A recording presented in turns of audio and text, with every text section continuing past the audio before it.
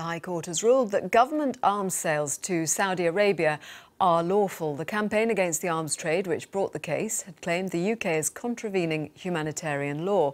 Equipment sold to Saudi Arabia includes Typhoon and Tornado fighter jets, as well as precision-guided bombs. The sales contribute to thousands of engineering jobs in the UK and have provided billions of pounds of revenue for the British arms trade. Let's go to our diplomatic correspondent, James Landale, outside the High Court. Tell us more about the ruling, James. Hi.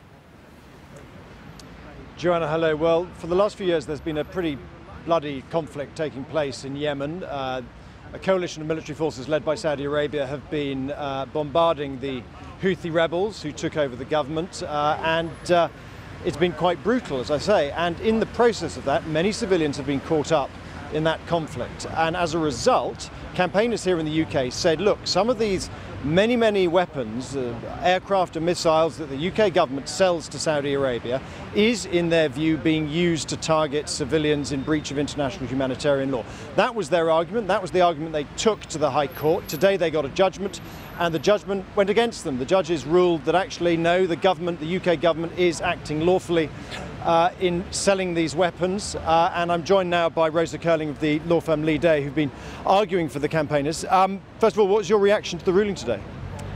Well, obviously it's a very disappointing judgment for us and our client, Cat. We are seeking to appeal it. We think that there are errors in that judgment, which we are very much hoping the Court of Appeal will look at and consider.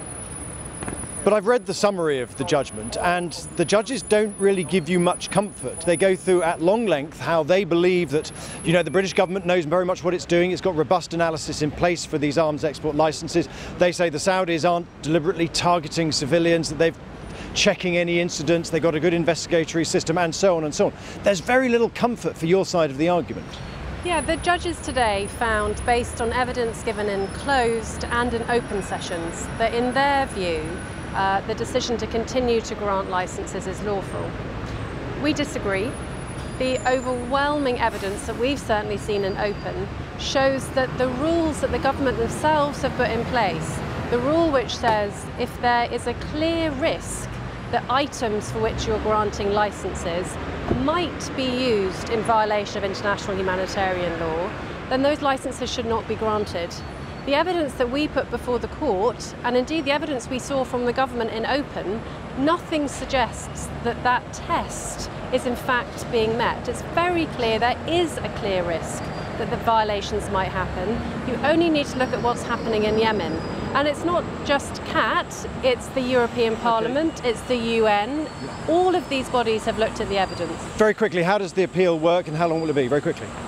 The appeal, we've put an application for appeal to these judges. The judges are considering it. They will either give us permission or not. If they don't, then we will ask the Court of Appeal for permission, and then we'll have a hearing, hopefully in the next few months, where the Court of Appeal will consider the judgment. Rosa Curling from Lee Day, thank you very much indeed for joining us here. So there you have it.